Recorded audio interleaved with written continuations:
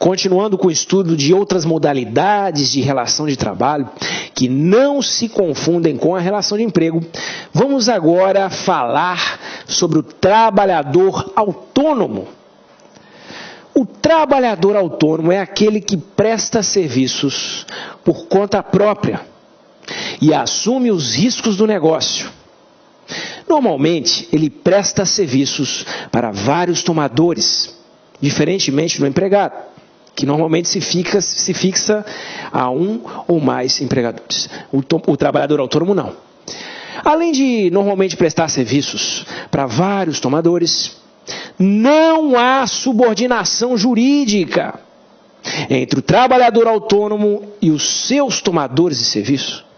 Reforçando, o autônomo, a própria nomenclatura já diz, ele exerce o seu labor, a sua prestação de serviços com autonomia e assume os riscos do negócio. Professor, se não há vínculo empregatício, se não há aplicação da CLT, quais regras jurídicas são aplicadas para reger uma relação de trabalho autônomo? Regra geral, aplica-se o Código Civil, artigos 593 ao 609. No tópico contrato de prestação de serviços. No entanto, claro que existe também leis especiais, por exemplo, a lei do representante comercial, que falaremos a seguir. Então, recapitulando, o trabalhador autônomo exerce prestação de serviços por conta própria, assumindo o risco do negócio. Normalmente, ele trabalha para vários tomadores e não há subordinação jurídica, por isto, autonomia. Por fim, recapitulando, regra geral, aplica-se o Código Civil para reger esta prestação de serviços. No tópico contrato de prestação de serviços, previstos os artigos 593 ao 609 do Código Civil. Honorários. Normalmente, o pagamento do trabalhador autônomo recebe a nomenclatura de honorários. Todavia, pode receber nomenclatura diferente, não podendo caracterizar, obviamente, salário. Professor, eu já ouvi falar de um tema envolvendo o trabalhador autônomo, até não entendi direito, a tal de parasubordinação. Você vai falar sobre isso? Sim. Vamos falar um pouquinho sobre esse tema polêmico. O que a gente vai destacar aqui é um conceito, uma classificação doutrinária, alguns elementos que a doutrina e a própria jurisprudência apontam, e um exemplo de trabalho parasubordinado que é consenso, tanto na doutrina quanto na jurisprudência. E isso faz com que essa abordagem seja mais interessante para o concurso. Primeiramente, vem de ao lado de, o trabalho parasubordinado é uma condição intermediária entre o trabalho autônomo e o trabalho com vínculo empregatício. A autonomia, no entanto, há um certo controle e há uma configuração especial, como a pessoalidade, por exemplo, e a não eventualidade. Vamos entender. Parasubordinação não está prevista expressamente na nossa legislação. É uma classificação doutrinária que teve influência pelo direito italiano. Então, quando falamos em parasubordinado, deve-se entender que o parasubordinado, a ele não se aplica a CLT, mas também não se aplica simplesmente as regras do Código Civil. Há uma aplicação especial, uma regência especial, de preferência em legislação específica. Esse é o caso. O parasubordinado, portanto, é um trabalho exercido com pessoalidade. É um trabalho exercido de maneira habitual, não é meramente eventual. Há onerosidade, só que não pode ser na forma de salário, claro. No entanto, a subordinação jurídica inexistente ela é substituída pela chamada coordenação. Coordenação. Esse trabalho, ele recebe um certo controle por parte do tomador de serviços, controle permitido pela lei, e um controle que a lei determina que não caracterizará uma subordinação desse trabalhador perante o seu tomador. Que coisa, não é? Perceba que é uma exceção legal, portanto. Professor, mas temos legislação específica sobre esta exceção? Temos. O representante comercial, que falaremos logo mais.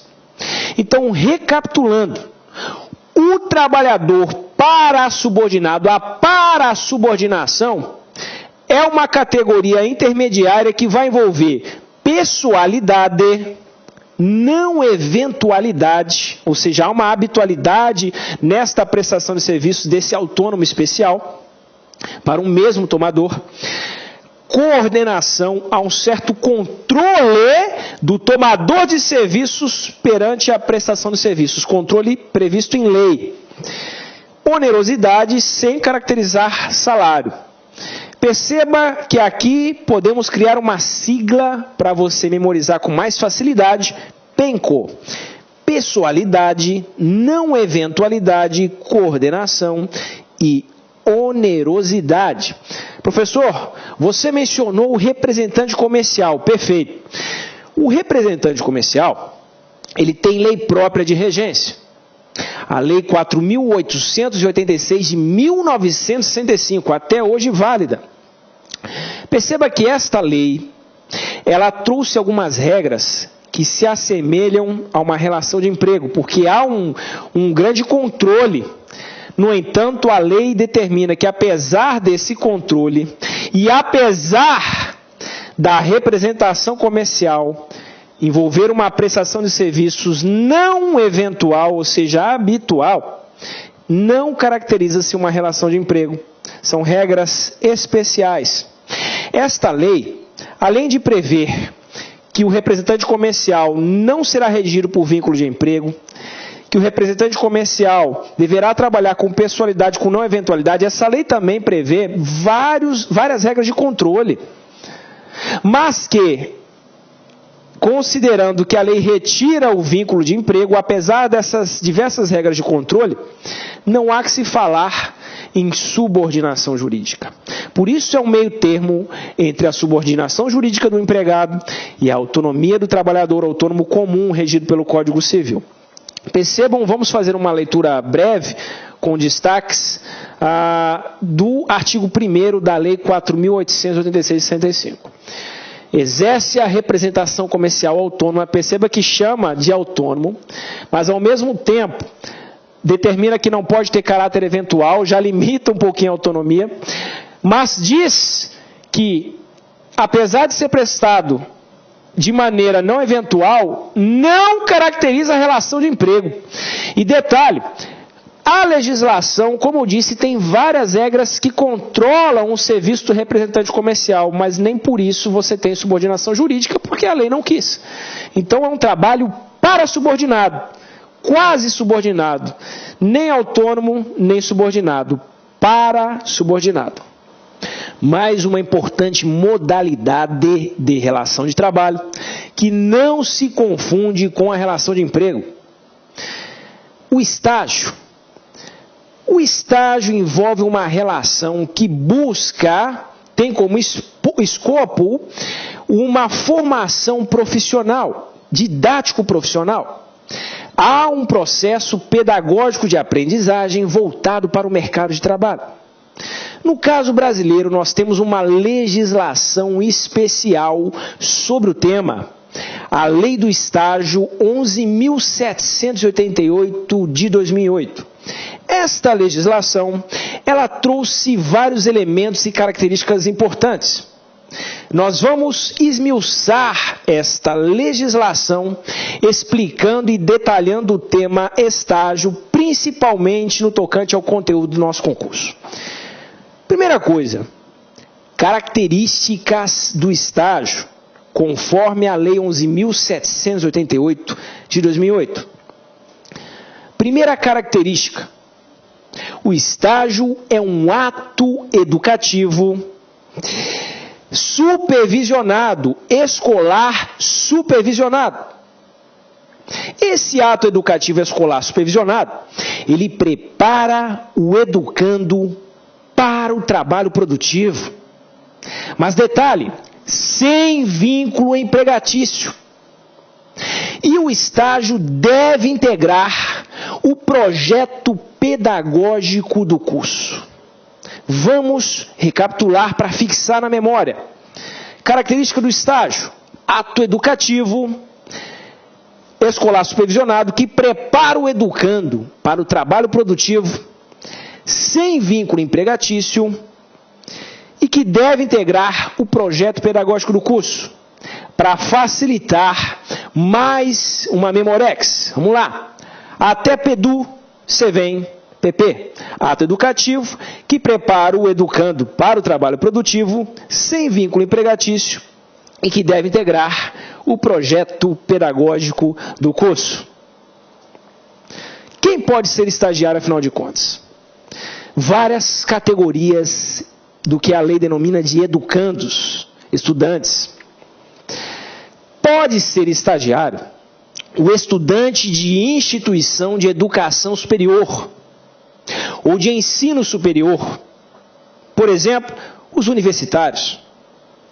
Além deles, podem também ser estagiários os estudantes de educação profissional. Por exemplo, os estudantes de institutos ou de escolas técnicas. Além desses estudantes, temos também os estudantes de educação especial.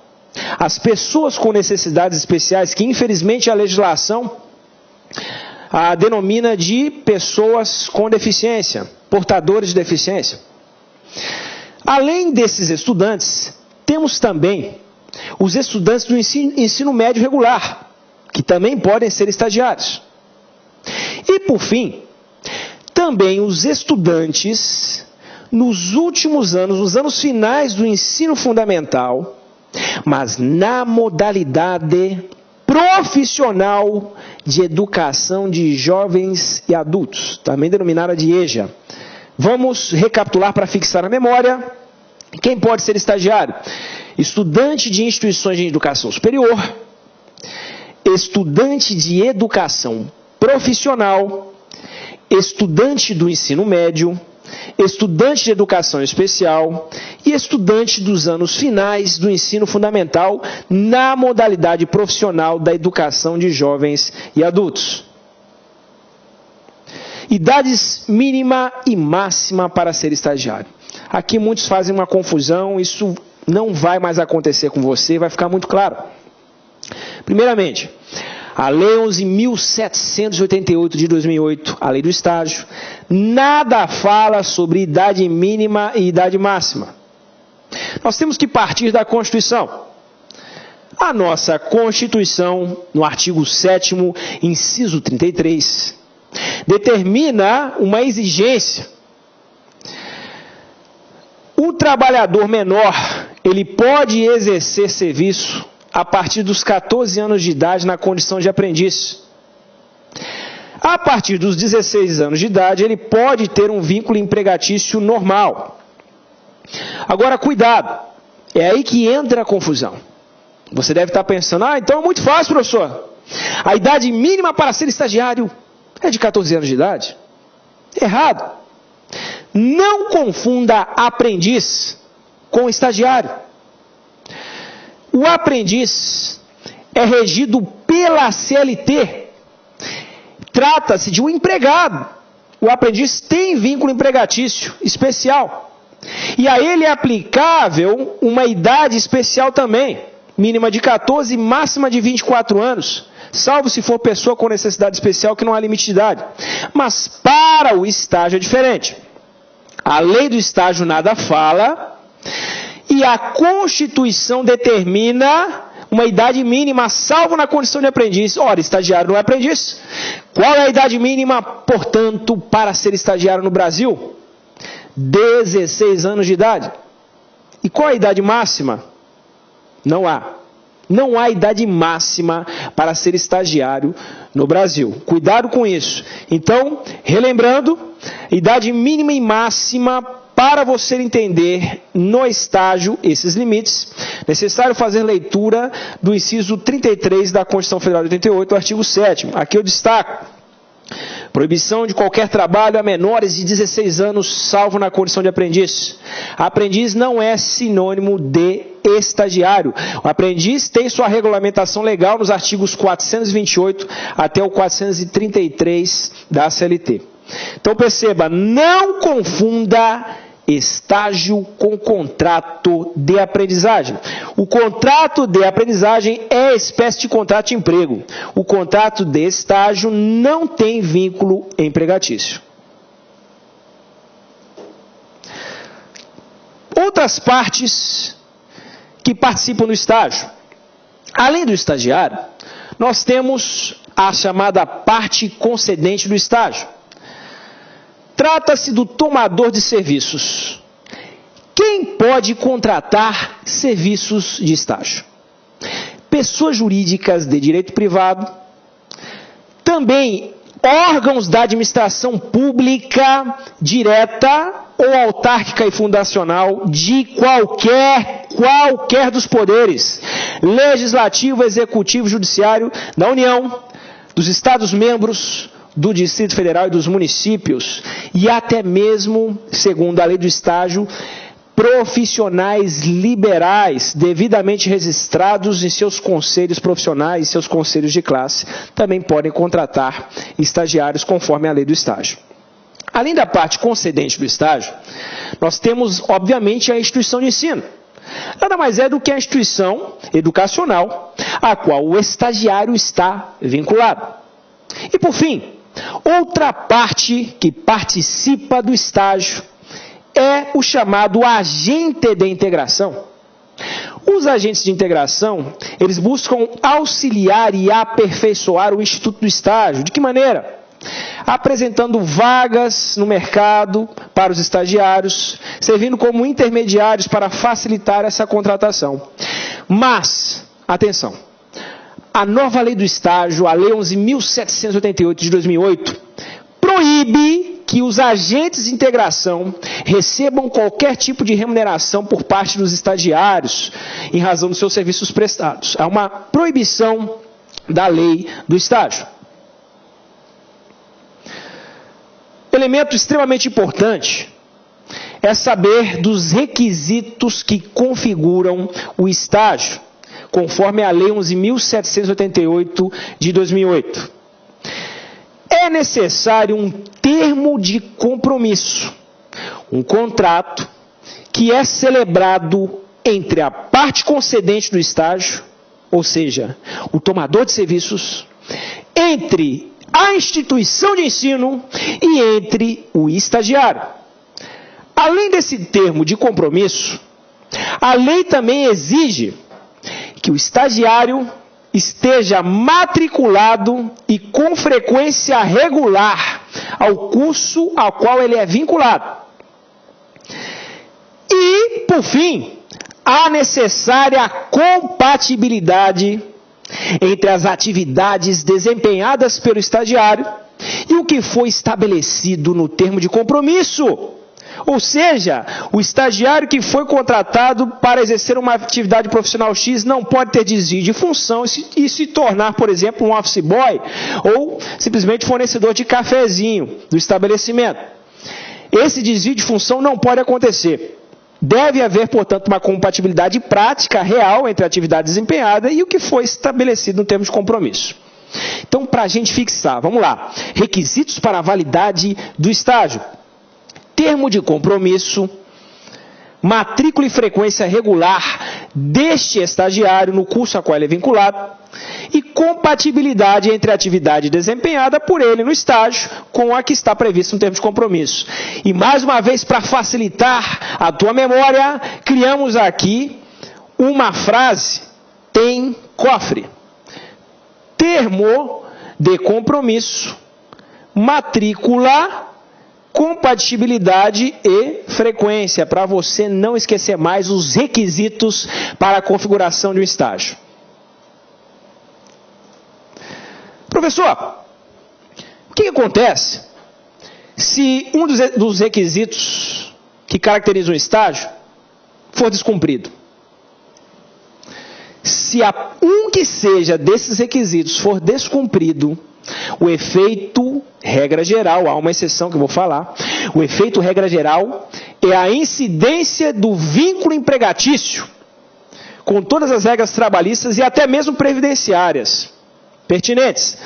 Ou seja, se não for observado o requisito de validade do estágio, esse estágio transmuda-se para um vínculo empregatício com a aplicação do direito do trabalho. Inclusive até mesmo regras do direito previdenciário. Professor, qual é a exceção? Se o estágio for realizado perante a administração pública, não pode haver caracterização de vínculo empregatício. Porque já falamos, o artigo 37, no inciso 2 da Constituição, exige prévia aprovação em concurso público para emprego público.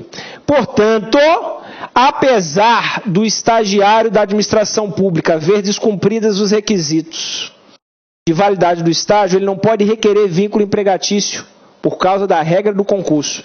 Mas ele pode exigir, conforme a súmula 363 do TST, o pagamento da hora trabalhada, se assim não foi ofertado, bem como recolhimento do FGTS, segundo entendimento, claro, do Tribunal Superior do Trabalho. Esta ação desse estagiário que laborou na administração pública, claro, é de competência da Justiça Comum e não da Justiça do Trabalho. Então vamos lá. O J número 366 do TST vai nesse sentido. Para esclarecer bem, destacamos: estagiário, desvirtuamento do contrato de estágio, ou seja, violação dos requisitos de validade que falamos, reconhecimento do vínculo empregatício com a administração pública direta ou indireta, período posterior à Constituição Federal, impossibilidade. Perceba que o TST entendeu que é inviável essa configuração, esse vínculo empregatício, devido à regra do artigo 37, inciso 2 da Constituição, que exige prévia aprovação em concurso público, mesmo para vínculo empregatício perante a administração pública direta ou indireta. Tipos de estágio. Conforme a lei do estágio, nós temos 3 tipos de estágio. Nós temos o estágio não obrigatório. O que seria o estágio não obrigatório?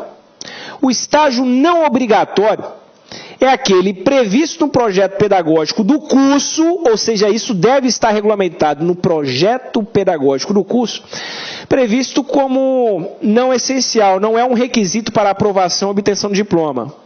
Na verdade, só acrescenta a carga horária, mas não é necessário. Agora, o estágio obrigatório é aquele que é previsto no projeto pedagógico do curso como requisito para a aprovação e obtenção do diploma. Portanto, o estágio obrigatório, sua carga horária é prevista como requisito para a obtenção do diploma, para a aprovação no projeto pedagógico do curso. Agora, existe mais uma possibilidade de estágio. Seria o estágio por equiparação. As atividades de extensão, de monitoria ou iniciação científica em instituições de educação superior, de ensino superior, podem ser equiparadas ao estágio, sim, desde que esta possibilidade esteja expressamente prevista no projeto pedagógico do curso. Então vamos recapitular. O estágio obrigatório é aquele que é previsto como requisito no projeto pedagógico do curso para obtenção do diploma, para aprovação. O estágio não obrigatório, ao contrário, o projeto pedagógico do curso não fez previsão como requisito de aprovação e obtenção de diploma. Apenas um acréscimo facultativo opcional de carga horária, E, por fim, o estágio por equiparação, atividades de extensão, monitoria, iniciação científica em entidades de ensino superior, desde que previstos no projeto pedagógico do curso. Tempo máximo de duração do estágio na mesma parte concedente. Há que se falar em tempo máximo, professor, 6 meses, 1 ano, 3 anos, 2 anos. 2 anos é o tempo máximo de duração do estágio na mesma parte concedente, perante a mesma parte concedente. Há uma exceção. Se o estagiário for pessoa com necessidades especiais, que na linguagem antiquada da Lei 11.788 de 2008, seria o portador de deficiência. A pessoa com necessidades especiais, não há que se falar em limite máximo de duração do estágio. Não há observância do limite de 2 anos. Pode ser ultrapassado, portanto, é uma exceção.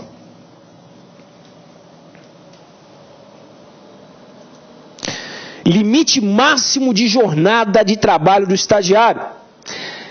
Estagiário não é escraviário. Há limite de jornada sim. Existem 2 limites que você precisa memorizar.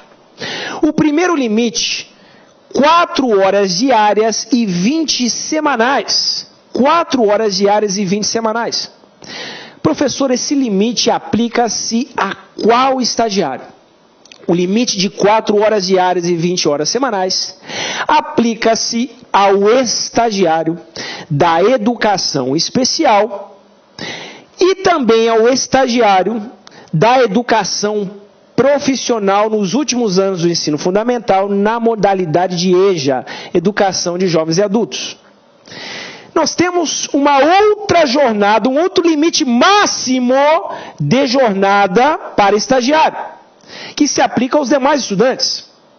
Ou seja, os estudantes da educação profissional, os estudantes do ensino superior, os estudantes do ensino médio regular, que é a jornada de 6 horas diárias e 30 horas semanais. Portanto, nós temos 2 tipos de jornada de acordo com o tipo de estagiário. Cuidado que esse é um tema aí bem relevante aí para concursos públicos. Direitos do estagiário. A Lei 11.788 de 2008 estabeleceu diversos direitos que o estagiário tem para pleitear, para reivindicar, para receber.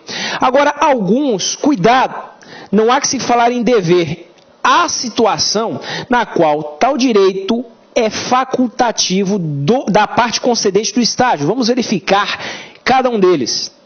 A primeira coisa que você deve estar pensando é, professor, o estagiário tem direito de perceber salário ou remuneração? Cuidado. Primeiro porque não se fala a nomenclatura salário, muito menos remuneração. Fala-se em bolsa ou contraprestação. Mas, ainda assim, não é regra o dever de concessão de bolsa ou outro tipo de contraprestação. Vamos analisar. Primeiro ponto envolvendo o direito do estagiário, concessão de bolsa ou outra forma de contraprestação. Segundo a lei do estágio, a bolsa ou outra forma de contraprestação só será compulsória, ou seja, obrigatória, para o estágio não obrigatório. Para o estágio não obrigatório. É aquele estágio previsto no projeto pedagógico do curso, com apenas um acréscimo à carga horária, que não é requisito para aprovação ou obtenção de diploma. Estágio não obrigatório é compulsória, é obrigatória a concessão de bolsa ou outra forma de contraprestação. Deve ser verificado o projeto pedagógico do curso. Agora, se o projeto pedagógico do curso determina que o estágio é obrigatório, o estudante deve realizar o estágio, a carga horária, como requisito para aprovação e obtenção de diploma. Nesse caso, a bolsa ou outra forma de contraprestação é facultativa. Ou seja, nesse caso, pode haver relação de estágio sem onerosidade, sem pagamento algum. Professor, e outros benefícios? Vamos lá. auxílio transporte.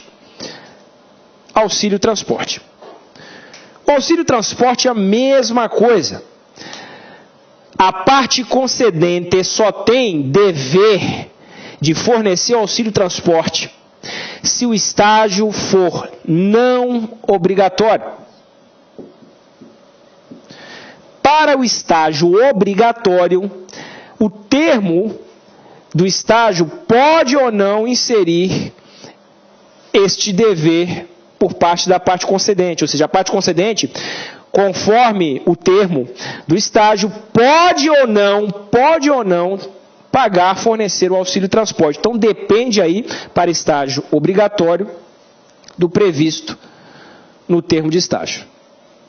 Então, o termo de compromisso é que vai definir se o estágio for obrigatório. Veja bem, próximo direito para a gente comentar aqui é o seguro contra acidentes pessoais. Vamos lá. Todo estagiário tem esse direito. Agora, regra geral, é a parte concedente que vai contratar esse seguro. Mas a Lei 11.788 de 2008 determina que, se o estágio for obrigatório, a instituição de ensino pode e não deve, pode assumir o encargo de contratar esse seguro. Vai depender do termo de compromisso do estágio, portanto. Próximo direito, recesso. Será que o estagiário tem direito a férias? Não. Não confunda o Instituto Férias específico com recesso. Recesso tem. Como se dá a aplicação desse recesso, professor? O estágio exercido com tempo igual ou superior a 1 ano gera o direito ao recesso de 30 dias para o estagiário. E esse recesso ele deve buscar coincidir-se com o período das férias escolares. Professor, e se aquele determinado estágio, por exemplo, ele tem uma duração menor que 1 ano? Há direito a recesso? Sim. Proporcional. A lei determina que, para estágio com duração menor que 1 ano, o recesso será proporcional. Só não fala a proporção. Apesar de não falar, há uma determinação da possibilidade. Por isso, pode cair em concurso eventual pergunta sobre o tema. Então, portanto, fique feliz que o estagiário tem sim direito ao recesso. No tocante ao recesso, mais um ponto. Será que ele deverá ser remunerado? Já falamos que remuneração não é a palavra correta. O estagiário que recebe bolsa ou outra forma de contraprestação mantém o direito de receber essa bolsa ou outra forma de contraprestação mesmo no recesso. Agora, se a ele nada é concedido, é conferido, né? Se trata-se de um estágio, por exemplo, obrigatório e ele nada recebe, também no recesso ele nada receberá. Se ele percebe bolsa ou contraprestação, deve também ser garantida durante o recesso. Limite de jornada já falamos. Saúde e segurança. É claro que o trabalhador estagiário, a ele devem ser aplicadas todas as regras de segurança, higiene e medicina do trabalho. Assim a legislação quis. Por exemplo, o estagiário ele tem direito de usar de um ambiente de trabalho que não lhe cause riscos de acidente. Todas as normas regulamentares de trabalho que envolvem um ambiente de trabalho para evitar riscos de acidente devem ser observadas. Agora, uma atenção. O estagiário que ainda não tem 18 anos de idade, será que ele pode trabalhar em condições insalubres ou perigosas? Não. Por quê? Porque a Constituição, no artigo 7º, inciso 33, proíbe o trabalho do menor de 18 em condições insalubres ou perigosas, e até mesmo noturnas. Deve ter, portanto, o estagiário pelo menos 18 anos para exercer trabalho insalubre ou perigoso. E aí, é claro, nessa condição, deve ser garantido também equipamento de proteção individual e condições adequadas no ambiente do trabalho. Por fim, mais um direito do estagiário, termo de realização do estágio. É como se fosse um termo de quitação. No ato do desligamento do estagiário, ele tem direito de obter da parte concedente do estágio um termo de realização desse estágio. Nesse termo constarão informações resumidas sobre o período, sobre as atividades realizadas e, por fim, uma avaliação de desempenho desse estágio. Portanto, importantíssimo documento aí para o fim do estágio e é direito do trabalhador estagiário. Concurseiros, procopinos e procopinas desse Brasil, terminamos mais uma aula, mais um ponto do edital. Segure firme, aguente firme, não desista, não dê atenção a qualquer tentativa de retirada do seu caminho. Siga firme, meu amigo, no tempo que você tem, vai até o fim. Um forte abraço, fique conosco, não se vá.